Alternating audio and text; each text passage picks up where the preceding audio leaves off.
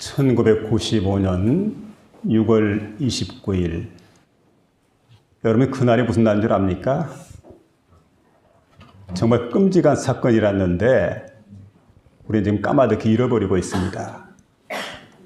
근 30여 년 전의 일이었는데 삼풍백화점이 무너졌던 날입니다. 근데 이 삼풍백화점이 무너지게 될 때 그때 보니까 조사한 바에 의하면 사망자가 502명입니다. 부상자가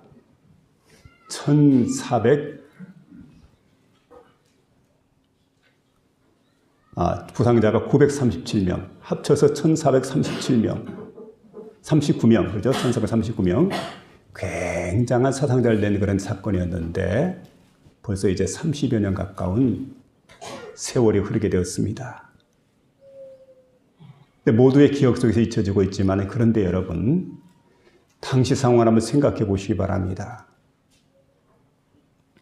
그때 119 구조대원들이 이제 매몰된 현장에서 지하에서 막 사람들을 구조해냅니다.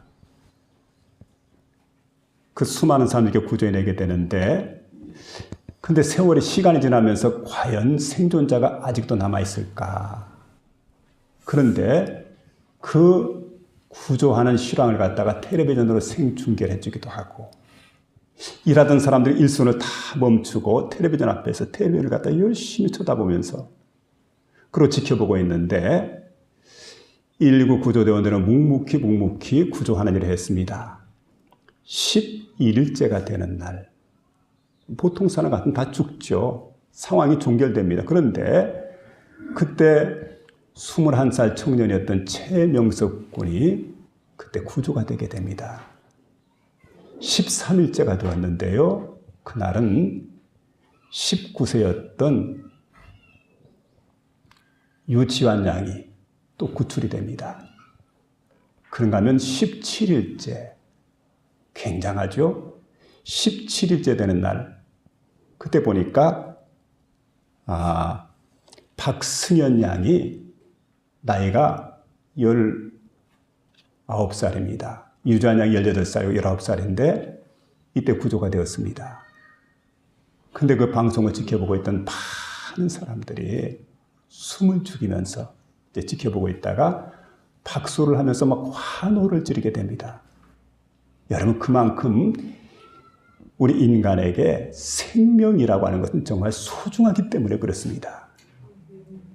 영적으로도 똑같아요. 사람이 우리가 육적인 생명은 눈에 보이지만 영적인 생명은 눈에 보이지 않습니다.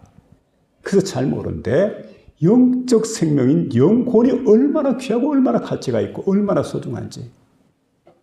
그래서 영적 구조대원인 전도대원들이 현장에 나가서 믿지 않는 사람들에게 하나님 복음을 전하게 될 때 어떻습니까? 죄로 인해서 영원한 사망 가운데 처해있던 사람이 구원받게 될 때, 여러분, 이것보다 더 이상 기뻐할 게 없어요. 세상에 가장 기뻐할 일이 바로 이 일인 것을 볼 수가 있습니다. 그 누가복음 15장 7절에 예수님께서 말씀합니다. 내가 너희에게 이르노니 이와 같이 죄인 하나가 회개하면 하늘에서 회개할 것이 없는 의인 99을 인하여 기뻐하는 것보다 더 하리라. 그러니까 여러분, 한 사람 영혼에 대해서 얼마나 가치가 있고 얼마나 소중한지 모른다. 그리고 그가 구원받게 될 때 하늘에서 놀라운 잔치가 베풀어지고 하늘에서 기뻐할 거라. 또 그뿐만 아닙니다. 우리가 여러분 구원받게 돼도 하늘의 기쁨이 가득했던 것을 우리가 보게 됩니다. 그래서 오늘 이 시간 저는 전도자, 영혼 구조대원인 전도자가 받을 상급이 뭘까? 여러분, 그들에게 주어진 상급을 생각해 보는 가운데 과연 내게 돌아올 상급은 무엇인가를 생각해 보면서 우리 모두가 영적 구조대원들이 되어서 하나님 주시는 상급을 풍족하게 누리며 살아가는 복된 심령이 다 될 수 있기를 주의 이름으로 부탁을 드립니다. 여기 보니까 먼저는 생명책에 기록된 자들. 여러분, 우리 이름이 생명책에 기록될 때 그리스도 예수를 믿음으로 구원받게 되고 그 이름이 생명책에 기록되지만 이런 사람들은 어떤 사람들이니까 하나님 복음을 전하기 때문에 이런 자들의 이름이 생명책에 기록되어져 있다. 그래서 여러분 사도 바울은 빌립보서에서 분명하게 우리가 말씀해 주신 4장 3절에 보니까 나와 멍에를 같이 한 자, 나와 멍에를 같이 한 자, 복음에 나와 함께 힘쓰던 자, 여러분 그들의 이름이 바로 이 책에 기록이 되어져 있다. 이 책이 뭡니까? 바로 생명책에. 그렇기 때문에 여러분 하나님의 복음이라고 하는 것을 우리가 먼저 듣게 됩니다. 듣는 마음이 참 복된 마음이죠. 그리고 복음을 듣게 되고 복음을 위해서 헌신하게 되고 복음을 전하는 사람들. 이런 사람들의 이름이 바로 어린 양 예수 그리스도의 생명책에 반드시 기록되어져 있다. 여러분 들었다는 것. 그럼 그 다음에 여러분 마음속에 믿음을 갖게 됩니다. 믿음이 있기 때문에 하나님께 헌신하게 되죠. 헌신하고 난 다음에 내가 이 복음을 전하지 않고는 견딜 수 없는 그런 열정 가지고 하나님 복음을 전하게 되는데 이런 사람들의 이름이 어디 있냐? 어린 양의 생명책에 반드시 기록되어진다. 이렇게 말씀해 주고 있습니다. 우리가 오시라고 하는 시험이 있습니다. 입시라고 하는 시험이 있습니다. 근데 이제 시험이 다 끝이 나고 나면은 공고문이 딱 붙게 됩니다. 그때 사람들이 확인하게 되죠. 과연 내 수험번호가 거기 있을까? 난 합격자 명단에 들었을까? 아니면 탈락을 했을까? 근데 자기 혼자만 확인하는 게 아니고 가족들이 함께 확인하면서 거기 나와 있는 명단을 딱 보고 있다가 자기 수험번호가 붙게 되면 어떻습니까? 모든 가족들이 막 그냥 팔짝팔짝 뛰면서 환호를 지르고 너무 기뻐하고 좋아하는 여러분 그런 일이 있게 된다는 거죠. 그런데 우리가 이 다음에 하나님의 심판대 앞에 딱 서게 됩니다. 심판대 생각해 보셨습니까? 요에스에 보니까 사람이 많으며 판결 골짜기에 사람이 많으며 한 번 죽는 것은 사람에게 정한 것이고 이후에는 반드시 저와 여러분의 심판을 받게 되어져 있는데 그 심판대 앞에 딱 서는 그 순간 어떻습니까? 심판대 앞에서 어떤 사람들의 이름이 불려지게 되고 어떤 사람 이름이 불려지지 않는다고 한다면 그때 내 이름이 확인되는 순간 내 이름이 불려지는 그 순간 얼마나 기쁘고 얼마나 여러분 그 순간이 감격스럽겠습니까? 이 날을 우리가 생각을 하는 거죠. 아 그렇구나. 그래서 오늘 이 시간 하나님 말씀을 들으면서 저와 여러분의 마음속에 반드시 우리의 이름이 어린 양의 생명체에 기록되어지게 되고 마지막 우리의 이름을 부르는 그 순간에 저와 여러분이 구원을 받게 되는 그런 복된 역사가 일어날 수 있기를 주의 이름으로 부탁을 드립니다. 아멘. 로버트 리브라고 하는 사람이 있습니다. 박사님이신데 근데 이분이 어린 시절에 한 꿈을 꾸게 됩니다. 그 꿈이 이런 겁니다. 많은 사람들이 천국문 앞에 서 있는데 자신의 가족들도 서 있더래요. 그런데 거기서 보니까 사람들의 이름이 쭉 불려지게 됩니다. 그 이름이 불려지는 걸 가만히 보니까 천사가 손에 들고 있는 책이 있는데 그 생명책이에요. 생명책. 어린 양의 생명책에 있는 사람들의 명단 한 사람 한 사람 부르게 되는데 이름이 불려질 때 그 사람들이 다 천국으로 들어가는 거예요. 이름이 불려지지 않은 사람은 대기를 하고 있습니다. 근데 가족들이 그 앞에 다 서 있는데 엄마도 있고 아빠도 있고 그리고 누이들도 있고 그리고 동생도 있고 자신도 거기에 서 있고 근데 드디어 아빠 차례가 돼서 아버지 이름이 딱 불려지게 됩니다. 그때 아버지는 감격스러운 그런 얼굴을 하면서 예, 제가 여기 있습니다. 그리고 앞으로 나갑니다. 그랬더니 리브가 아빠 잠깐만요. 절 버리고 가지 마세요. 그리고는 아빠 손을 꼭 붙들고 아빠 따라가겠다고. 그때 아빠가 어린 리브에게 이렇게 말하겠다. 얘야, 천국에는 남의 이름으로 들어가는 곳이 아니란다. 자기 이름이 불려져야만 천국에 들어갈 수가 있단다. 여러분 그렇잖아요. 우리 남편이 예수를 잘 믿기 때문에, 우리 아내가 예수를 잘 믿기 때문에, 내 아들이 예수를 잘 믿기 때문에 예전에 어떤 분 전도하니까 그 얘기를 합니다. 목사님 나 까딱 없어요. 걱정 없어요. 왜 그렇습니까? 내 마누라 예수 잘 믿는데 천당 있다고 한다면 마누라 치마 벗고 들고 가면 되지. 큰 뭐가 걱정이냐고. 근데 그런 곳이 아니라는 거예요. 천국은 어떤 곳입니까? 내 이름이 불려지는 곳이에요. 내 이름. 그래야 내 이름 가지고 천국에 들어갈 수가 있는데, 그냥 그러면서 아버지는 천국에 들어가 버렸어요. 다음에는 엄마 차례가 돼서 엄마에게도 간곡히 부탁했더니 엄마도 마찬가지로 같은 답변하면서 천국에 들어가 버렸어요. 누이들도 들어가고 동생들도 들어가고 다 들어갔는데 혼자만 덩굴이 남게 됩니다. 이 큰일 났어요. 막 마음이 불안해집니다. 막 가슴이 콩닥거리기 시작을 해요. 야, 이거 큰일이구나. 온 식구가 어린 양의 생명책에 이름이 기록되어져 있어가지고 다 구원받게 되는데 나만 구원받지 못하는구나. 그런데 어떤 순간이 되니까 자기 이름이 딱 불려지게 되는데 너무 기뻐가지고 큰 소리로 대답하는 겁니다. 예! 제가 여기 있습니다. 근데 그 순간에 그냥 자리에서 벌떡 일어나게 됩니다. 너무 큰 소리로 고함을 질러가지고. 깨어보니 꿈이었던 거지요. 여러분 그 순간부터 그는 내가 꿈을 꿨지만 너무 현실감 있는 거예요. 그 너무 성경적인 그런 내용이었기 때문에 그는 그 순간부터 절대 이 꿈을 잊지 않고 만나는 사람들이 계속해서 이 꿈 사실을 이야기를 하게 되고 그러면서 복음을 전했다는 거죠. 그리고 항상 살펴보는 겁니다. 정말 내가 어떤 상태에 있는가. 내 이름이 어린 양의 생명체에 기록되다니. 그로 기뻐하면서 감사하고 감격해하는 그런 마음을 가졌다는 거지요. 여러분, 우리 다른 것보다도 우리 이름이 어린 양 예수 그리스도의 생명책에 기록된다는 걸 여러분 기뻐하면서 감사하며 살아가시길 바랍니다. 한번 예수님께서 제자들을 갖다가 전도를 하기 위해서 둘씩 짜가지고 현장에 파송을 했습니다. 근데 이 제자들이 현장에 가서 하나님 복음을 전하면서 깜짝 놀라게 돼요. 왜냐하면 예수의 이름으로 복음을 전했더니 그랬더니 많은 사람, 귀신이 붙어있던 사람들, 귀신이 들려있던 사람 보니까 귀신이 막 소리를 치며 떠나갑니다.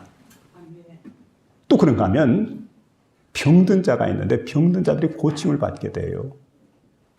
그러니까 막 돌아와서 보고를 하는데 얼굴이 기쁨으로 가득했습니다. 그래서 주님, 우리가 현장에 나가서 하나님 복음을 전하다 보니까 기가 막힌 일이 일어났어요.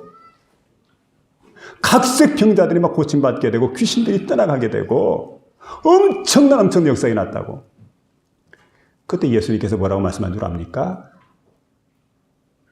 귀신들이 너희에게 항복한 것으로 인해서 그것 때문에 너 기뻐하지 마라. 더 중요한 게 있다는 거죠. 너희 이름이 하늘에 기록됐다는 것. 그 사실을 생각하면서 기뻐하시도록 하라. 귀신이 항복을 합니다. 떠나갑니다. 각색 병자 고침받게 됩니다. 그런데 이보다 훨씬 더 큰 사건이 뭡니까? 너희 이름이 하늘에 생명체에 기록되어져 있다. 이것보다 더 귀하고 영광스러운 일이 어디 있겠느냐. 여러분 우리의 이름이 하늘의 생명책에 기록되어져 있고 그 일로 인해서 늘 감사 감격이 넘쳐나는 복된 심령들이 될 수 있기를 부탁을 드립니다. 언젠가 스티븐 스필버그 감독의 그 유명한 작품 가운데 쉰들러 리스트라고 하는 영화를 본 적이 있습니다. 실화를 근거로 해서 영화를 만든 건데 독일엔 한 사업가가 있습니다. 이분이 공장을 짓고 그리고 다른 사람을 고용하는 게 아니라 유대인들을 다 고용해 살리려고 그 사람들을. 그리고 그들 구출을 위해서 백방으로 노력하고 로비도 하고 그러는 가운데 1100명의 유대인을 구원하게 됩니다. 굉장한 숫자입니다. 그런데 이제 세월은 흘러서 독일은 패전국가가 됩니다. 유대인들은 자유를 얻게 됩니다. 그러니까 전세가 완전히 바뀌어버렸죠. 그러니까 자신은 패전 국가의 사람이기 때문에 도망자의 신세가 되게 되고 유대인들은 자유인이 되었습니다. 이때 유대인들이 그때 쉰들러가 자신에게 베풀어준 은혜를 생각하면서 너무 고맙고 감사해가지고 자신들의 금리빨을 뽑게 됩니다. 그리고 이걸 녹여서 반지를 만들어요. 그 반지에다가 탈무드의 한 글귀를 새게 되는데 한 사람의 생명을 구하는 것은 천하를 구하는 것이라고, 온 세상을 구하는 것이라고 그렇게 글귀가 새겨져 있습니다. 근데 그 글귀를 딱 읽는 순간에 쉰들러가 대성통곡을 하게 돼요. 한 사람만 더 구할 수 있었더라면, 좀 더 노력해서 한 사람만 더 구했더라면, 그러면서 내가 가지고 있는 자동차, 이 자동차를 팔았다고 한다면 10사람을 더 구할 수 있었을 텐데, 그리고 자신의 몸을 보니까 그 양복에 부착되어 있는 금배지, 이 금배지를 만약에 팔았다고 한다면 2사람을, 아니 한 사람의 생명을 또 구할 수 있었을 터인데 내가 왜 그걸 몰랐을까? 내가 왜 그렇게 노력하지 못했을까? 굉장히 그의 마음속에 안타까워하는 그런 마음을 갖고 있는 걸 보게 됩니다. 여러분, 그래서 쉰들러 리스트의 그 영화를 우리가 볼 때마다, 글을 읽을 때마다 우리 마음속에 그런 생각이 들게 돼요. 아하, 한 생명이라도 구해야 된다. 한 생명이라도 구하기 위해서는 우리가 할 수 있는 최선의 노력을 기울여야 된다는 것. 근데 여러분, 이제 우리가 이런 영화를 보면서 그냥 영화로 끝나는 게 아니고 우리가 주는 교훈이 있습니다. 여러분, 쉰들러가 하는 일은 바로 유대인 한 사람 한 사람을 구원해내는 일이지만 우리가 하는 일은 뭘까요? 우리 주변에 있는 지인들입니다. 우리 주변에 있는 가족들입니다. 우리 주변에 있는 사랑하는 이웃들입니다. 근데 그 사람들이 예수를 믿지 않고 영원한 지옥불에, 형벌에, 불꽃 가운데 떨어질 그날의 광경을 생각해 보면서, 미리 보면서 오늘 이 시간 우리가 해야 될 일을 생각해 보시기 바랍니다. 한 사람을 더 구할 수 있었다면, 내가 조금만 더 노력을 기울였다면, 조금만 더 내가 힘썼더라면, 조금만 내가 더 투자했더라면 이런 일이 없었을 터인데 그날이 후회해서는 안 됩니다. 여러분, 우리 마음속에 오늘 시간 이 말씀을 들으면서 영혼의 블랙리스트, 쉰들러 리스트, 이것을 한번 작성해 보시기 바랍니다. 그 영혼 구원의 블랙리스트 가운데는 내가 사랑하는 모든 사람들이 포함되어야 됩니다. 사랑하는 가족들입니다. 사랑하는 이웃들입니다. 내 사랑하는 지인들입니다. 그들의 이름이 바로 쉰들러 리스트, 영혼의 쉰들러 리스트 안에 반드시 기록되어져서 여러분 그들을 위해서 힘써 기도해 보시기 바랍니다. 애써 보시기 바랍니다. 전도해 보시기 바랍니다. 그들을 하나님께로 인도해내는 저와 여러분 모두가 될 수 있기를 주의 이름으로 부탁을 드립니다. 두 번째 우리가 생각해 볼 말씀은 종말의 두 가지 인생 가운데 어떤 인생이 되느냐. 전도하는 자는 바로 이런 복된 인생이 되는 거지요. 오늘 2절에 보면 땅의 티끌 가운데서 자는 자 중에서 많은 사람이 깨어나 영생을 얻는 자도 있겠고 수치를 당하여서 영원히 부끄러움을 당한 자도 있을 것이며, 이렇게 말씀해 주고 있습니다. 종말에 우리는 다 부활이 됩니다. 그래서 어떻게 됩니까? 선한 일을 행한 자는, 또 악한 일을 행한 자는 이렇게 말하지 않습니까? 선한 일을 행한 자는 생명의 부활로, 악한 일을 행한 자는 심판의 부활로 나으리라. 반드시 우리가 부활된다는 것, 살아난다는 것, 그리고 우리 모두에게는 반드시 생명과 심판, 이게 있다는 것을 기억하며 살아가야 됩니다. 근데 여러분, 자, 사람들은 나눠지게 되지요. 어떻게 나눠질까? 종말에 심판의 때 어떻게 나눠질까? 가진 자와 못 가진 자입니까? 배운 자와 배우지 못한 자입니까? 그리고 잘생긴 자와 못생긴 자입니까? 성공한 자와 실패한 자입니까? 이건 바로 세상의 나눔의 기준이에요. 그런데 이게 보니까 어떻게 나눠지게 됩니까?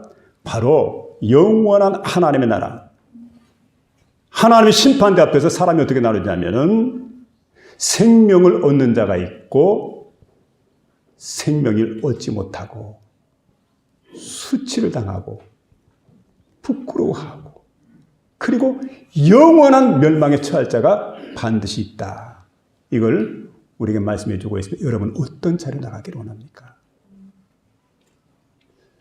그래서 우리가 이걸 생각해 본다면 영생을 얻었는가 영생을 얻지 못했는가. 영생을 얻지 못한 자는 반드시 부끄러워할 수밖에 없고 수치를 당할 수밖에 없고 영원한 멸망에 처할 수밖에 없다. 이걸 우리에게 오늘 본문은 말씀해 주고 있습니다. 성경은 우리 인류를 하나로 다루지 않아요. 구원 얻을 자와 멸망받을 자가 반드시 있다고 말씀해 주고 있습니다. 요한복음 3장 36절에 보니까 아들을 믿는 자는 영생을 얻겠고 아들에게 순종하지 않는 자는 아들을 순종하지 않는 자는 영생을 보지 못하고 그리고 도리어 하나님의 진노가 그 위에 머물러 있다. 이렇게 말씀해 주고 있습니다. 박영문 장로님이라고 하는 분이 있었는데 이분이 젊은 시절 40대가 될 때까지 깡패 생활을 했답니다. 그리고 술을 그렇게 많이 품마셨는데 이분의 고백에 의하면 자기는 얼마나 술을 많이 마셨는지 술 마시고 나면 이성을 잃어버리고 이상한 행동을 했기 때문에 완전 개보다 못한 인간이었다고 자신을 그렇게 이제 간증을 하게 됩니다. 그런 분이었는데 이분이 하여튼 틈만 나면 다른 사람과 싸움을 해가지고 온몸에 흉터가 가득한 그런 상태로 살았는데 가장 미워했던 사람 바로 예수 믿는 사람이었다 이렇게 얘기를 하는데 형님이 교회 목사입니다. 근데 형님하고는 한 번도 상종하지 않아요. 교인이기 때문에 기독교인이기 때문에 가장 미워하는 사람이기 때문에 그러면서 이 사람이 이제 어떻게 사는가 하고 보니까 자신이 어떤 날 큰 피해를 입게 되었는데 자신에게 피해를 주는 사람 반드시 내가 복수를 해야 되겠다. 아마 서울에 있던 사람 같습니다. 그래서 일가족을 몰살하기 위해서 악한 계획을 세우고 그러고 이제 서울로 가려고 하는데 열차 시간이 그때 10시간 남아 있었는데 방 안에서 이렇게 준비를 하고 있는데 근데 갑작스럽게 한 환상을 봤다는 거죠. 아주 건장한 그런 분이 자기 앞에 툭 나타나는데 그러니까 여러분 이제 제가 이렇게 이야기하는 거는 여러분 성경에 나오는 얘기는 아니에요. 근데 이분의 이제 어떻게 보면 그 주관적인 체험을 얘기하는 겁니다. 들어보시기 바랍니다. 아주 건장한 사람이 나타나는데 제가 볼 때 그런 것 같아요. 이 사람이 워낙 깡패 기질이 있으니까 더 센 사람이 툭 나타난 거죠.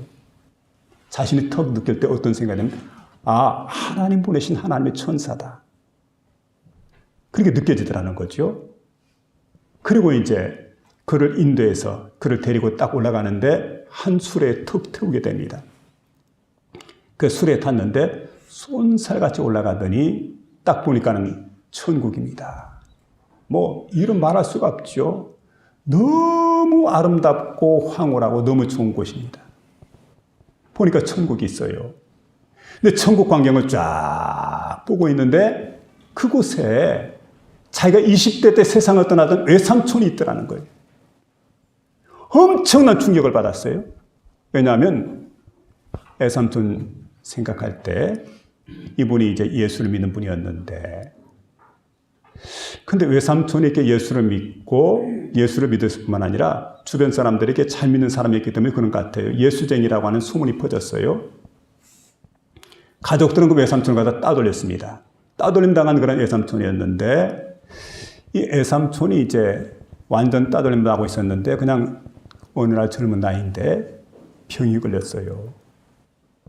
그래 이렇게 병상에 딱 누워있는데 누워있는 모습을 바라보고 있다가 가만히 보니까 이거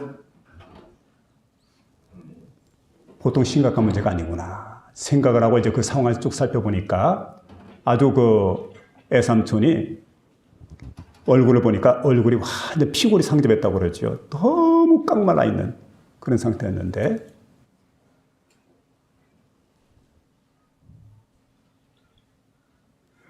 예, 그래 그 애삼촌을 갖다가 찾아가서 이렇게 만나보기도 하고 애숙모를 만나보기도 그랬는데 그 애삼촌이 세상을 떠났어요. 병들어서. 그래 애숙모에게 그렇게 얘기를 하게 됩니다. 애숙모. 아니 세상에 예수 믿으면 모든 게 잘 되는 거 아니에요? 예수 믿고 복을 받아야 되는데 아니 예수 믿는 가정에 이게 도대체 무슨 꼴입니까? 예수 믿으면 복 받고 건강하고 잘 돼야지. 예수를 믿었는데 어떻게 애삼촌은 젊은 나이에 피골이 상접해가지고 그렇게 세상을 떠날 수가 있어요. 이러고도 예수 믿을 겁니까? 얼마나 민망한 일이에요. 근데 애숙모가 이렇게 얘기를 합니다. 너 들어봐라. 너의 애삼촌은 지금 천국 같다. 왜냐하면 예수 믿었기 때문에. 정말 꿈에도 사모했던 그 좋은 천국 갔는데 나더러 예수 믿지 말라고 얼토당토하는 얘기를 하고 난 예수 더 잘 믿을 거야. 왜냐하면 천국이 있기 때문에. 여러분 그 얘기를 들으니까 기가 막히죠. 그러고 나서 이제 그가 여러분 환상 중에 바라봤던 천국을 보면서 애삼촌이 거기에 있으니까 충격을 받게 된 거죠. 그리고 천사가 그에게 말하게 됩니다. 자, 천국을 봤으니 이제 지옥에 가자. 지옥으로 탁 데리고 가는데 불꽃 가운데서 이렇게 고통당한 사람들의 모습이 보입니다. 근데 거기 보니까 자기 아버지가 6년 전에 세상을 떠났는데 이 불꽃 가운데서 고통을 당하는 아버지의 모습을 떡 보면서 아버지를 부르게 됩니다. 아버지! 아버지하고 불러요. 근데 그 아버지를 부르게 되는데 그 아버지가 대답을 하지 않습니다. 더 큰 충격을 받게 된 거지요. 그리고 그가 이제 세상에 돌아오게 됩니다.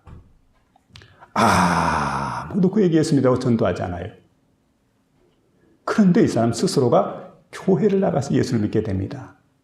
그리고 그때부터 이제 간증 집회를 하게 되는데 국내뿐만 아니라 외국까지 나가서 수백 곳을 다니면서 자기가 본 천국에 대해서 이제 간증 집회를 하게 되는데 내용은 간단해요. 여러분, 천국이 있습니다. 너무 좋습니다. 그 좋은 천국 간 거 여러분 어디 가실 겁니까? 우리 아버지 계신 지옥 가렵니까? 그러면서 하나님 복음을 전했다는 거죠. 여러분, 성령께서 오시는 목적이 있습니다. 왜 오십니까? 성령께서 우리에게 오시는 목적은 바로 여러분, 예수가 그리스도임을 증거하기 위해서 성령께서 우리 안에 오시는 겁니다. 그래서 여러분, 성령께서 오시게 될 때 우리 마음속에 하나의 그 변화의 역사가 나타나게 되는데 예수 그리스도의 복음을 전하고자 하는 마음이 생긴다는 거지요. 성령이 너에게 임하면 너희가 권능을 받고 예루살렘과 온 유대와 사마리아 땅끝까지 이르러 내 증인이 되리라. 이와 같은 복된 10년이 다 될 수 있기를 주의 이름으로 부탁을 드립니다. 세 번째는 전도자가 받을 상급에 대해서 말씀해 주고 있는데 3절에 보니까 많은 사람들을 옳은 대로 돌아오게 하는 자는 별과 같이 영원토록 빛나리라. 별과 같이 영원토록 빛나리라. 그 전도하는 사람들은 별 같은 존재가 되어서 반짝반짝 빛나는 하늘의 스타가 된다는 말씀이에요. 그래서 전도라고 하는 것은 어둠 가운데 있는 나 자신을 갖다가 밝은 빛 가운데 인도하신 그리스도 예수를 갖다가 선전하는 것. 이게 바로 전도라고 하는 거예요. 전도. 우린 예수를 얼마나 전하고 있습니까? 우리 히랍어로 보면 이반제리즘이라고 하는데 좋은 소식을 퍼뜨리는 게 바로 전도입니다. 우리는 예수 그리스도의 소식이 바로 좋은 소식입니다. 그 좋은 소식을 날마다 퍼뜨리며 살아가는 저와 여러분 될 수 있기를 부탁을 드립니다. 전에 중국에 전도를 아주 잘하던 분이 있었는데 부유한 집안 사람이에요. 잘 살았어요. 그래서 이제 이 사람이 전도를 얼마나 많이 하는지 주변 사람들이 원래 이름이 있는데 별명을 갖다 전도라고 별명을 붙였어요. 그래서 이 성이 송씨니까 송전도입니다. 근데 이 송전도 씨가 이 복음을 열심히 전했는데 그만 젊은 나이 세상을 떠나버렸어요. 그러니까 주변 사람들이 수군거리게 됩니다. 그리고 의심을 하게 됩니다. 아니, 저 사람 잘 믿고 전도 열심히 했던 사람인데 왜 일찍 죽나? 하나님이 계신다면 어떻게 일찍 세상을 떠날 수가 있나? 그런 의구심을 갖고 수군거렸는데 세월이 지나면서 보니까 하나님이 이 가정에 복을 내려주시게 되는데 큰딸이 송경영인데 여러분 중국의 아버지라고 불리웠던 손문 선생이 있습니다. 유명한 분 아닙니까? 그런데 손문 선생의 아내가 되는 거예요. 둘째는 송자문이라고 하는 그 아들인데 유명한 경제학자가 돼가지고 경제장관까지 오르게 됩니다.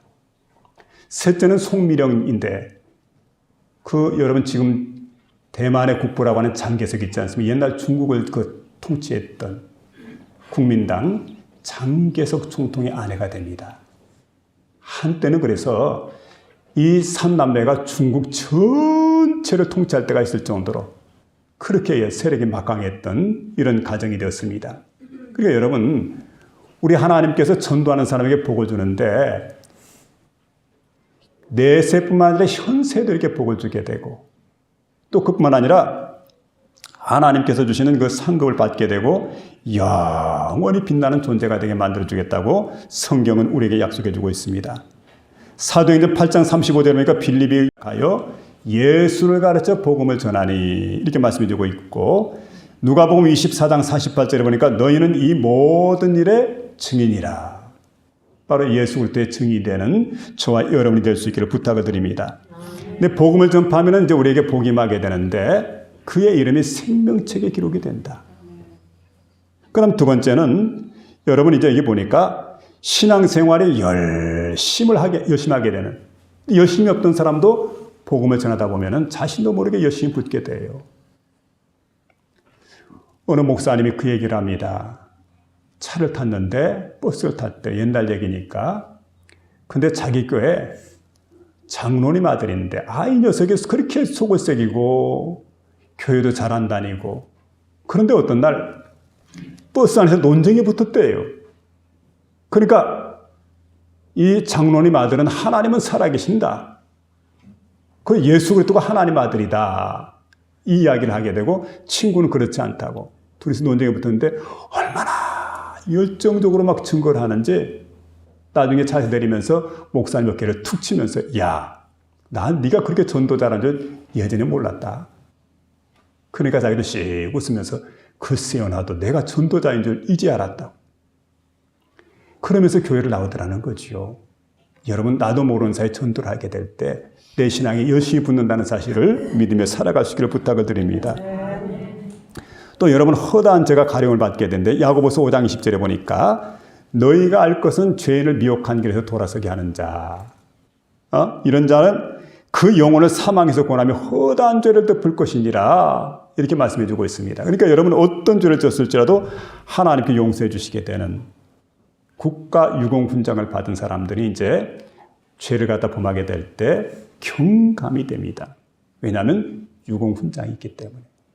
전도가 그렇게 여러분 어떻게 보면 우리가 공로가 될 수가 있다는 거지. 전도만 하게 될 때 여러분 100%는 아니겠지만 그러나 하나님께 경감해 주신 그런 은혜가 있다는 것을 우리가 말씀해 주고 있습니다. 제가 들은 이야기입니다만은 이런 이야기가 있습니다. 보험회사 직원이 아주 유능한 직원입니다. 그런데 사람들에게 전화를 하게 되는데 일주일에 한 45명에게 전화를 건데요. 그러면 전화를 딱 걸어가지고 그 통화를 해보면은 몇 사람이 잘 받아줄까요? 귀담아 들어준 사람이 몇 사람 될까요? 45명 가운데 15명 정도가 들어준대요. 그리고 그 중에서 2사람 정도가 보험에 가입을 한다는 거지. 그래서 보험 가입 확률이 이분에게는 45분의 2 확률이 있다는 거죠. 우리가 전도를 할 때 여러분 생각해 보세요. 한두 사람 전도하고 안 된다고 해서 전도 안 됩니다. 목사님 이 동네 문 닫으세요. 안 됩니다. 이 교회 안 됩니다. 이건 정말 큰일 날 얘기예요. 몇 사람에게 전도해 봤습니까? 전도는 하고 또 하고 실패하고 넘어져도 계속해서 전도하는 게 바로 우리가 해야 될 사명인데, 가령 1000명에게 전도해서 한 사람이 예수를 믿었다.